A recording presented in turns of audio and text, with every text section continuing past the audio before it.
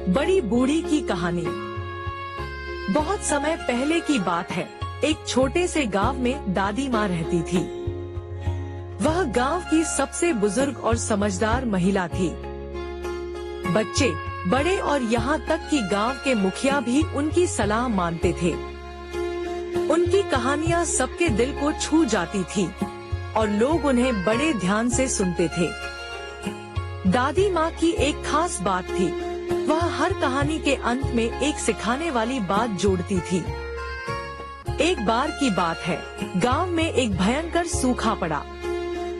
न तो बारिश हो रही थी, न ही खेतों में फसल उग रही थी। गांव के लोग परेशान थे और समझ नहीं पा रहे थे कि क्या करें। एक दिन गांव के सारे लोग दादी माँ के घर के बाहर इकट्ठा हुए और उनसे मदद मांगी। दादी माँ मुस्कुराईं और सबको बैठने को कहा। फिर उन्होंने एक कहानी सुनाई। बहुत समय पहले एक पेड़ था जो हमेशा खुश रहता था। उसे सूरज की गर्मी, बारिश की बूंदें और मिट्टी की खुशबू बहुत पसंद थी। एक दिन पेड़ ने सोचा कि वह अब इतना बड़ा हो गया है कि उसे अब इन चीजों की जरूरत नहीं है। उसने अपनी जड़ें मिट्टी से बाहर निकाल ली, पत्तों को हवा में उड़ने दिया और अपने तने को धूप से दूर कर लिया। लेकिन जल्द ही पेड़ को एहसास हुआ कि बिना इन सब के वह जीवित नहीं रह सकता। उसकी जड़ें सूख गई, पत्तियां मुरझा गईं और तना कमजोर हो गया।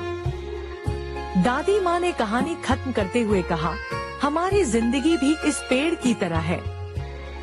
अगर हम अपने आसपास के लोगों, प्रकृति और एक दूसरे की मदद नहीं करेंगे तो हम भी सूख जाएंगे। इसलिए हमें एक दूसरे का सहारा बनना चाहिए, मुश्किलों का मिलकर सामना करना चाहिए, तभी हमारी जिंदगी में फिर से हरियाली आएगी। गांव के लोगों ने दादी माँ की बात समझी। उन्होंने आपस में मदद करने का फैसला किया। कोई पानी लाने के लिए कुएं की सफाई करने लगा, तो कोई सूखे हुए पेड़ों को काटकर ईंधन तैयार करने लगा। धीरे धीरे गांव में एकजुटता से सूखे का संकट भी दूर हो गया। इस तरह दादी माँ की एक और कहानी ने गांव के लोगों को जीने का एक नया तरीका सिखा दिया। यह कहानी कैसी लगी आपको जरूर बताएं। वीडियो को लाइक करें, शेयर करें और कमेंट्स में अपने विचार बताएं। ये भी बताएं कि आपको किस टाइप की कहानियाँ सुनना पसंद है। हम कोशिश करेंगे आपकी पसंद की कहानियाँ लाने की। आपके कमेंट हमारे लिए ऊर्जा का काम करते हैं। इससे हमें और भी बेहतर कहानियाँ लाने के लिए प्रेरणा मिलेगी।